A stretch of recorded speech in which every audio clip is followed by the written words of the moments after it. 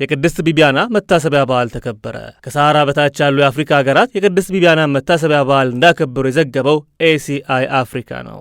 የሰማዕቷን ቅሪት የያዘው ባዚሊካ የተቀደሰ ነው የተባለው ሮማዊቷ ቅድስት በሰፊው በተዳሰሱበት የካቶሊክን ቤተክርስቲያን ከ468 እስከ 483 ዓመተ ምህረት በመሩት በርዕሰ ሊቃነ ጳጳሳት ሲምፕሊሽስ የሕይወት ታሪክ መጽሐፍ ላይ ሲሆን ባዚሊካው እስካሁንም ድረስ አለ።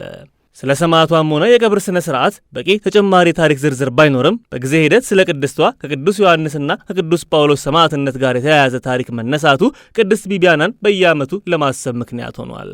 የሮም ባላባት ልጅ መሆኗ ከስደት ከእንግልት እስከ ሞት ከሚዳርግ መከራ ያልታደጋት ቅድስት ቢቢያና እናቷን ለሞት እህቶቿን ለጎዳና በዳረገው የ5ኛው ክፍለ ዘመን ስርዓት ሰለባ ሆና ስታልፍ ዮሐንስ በተባሉ ቄስ በገዛ ቤቷ ከእናቷና ከእህቷ አጠገብ ተቀብራለች። ከ2 ቀናት በኋላም በዚሁ ቄስ አማካኝነት መኖሪያ ቤታቸው ወደ ቤተ ክርስቲያን ሊቀየር ችሏል።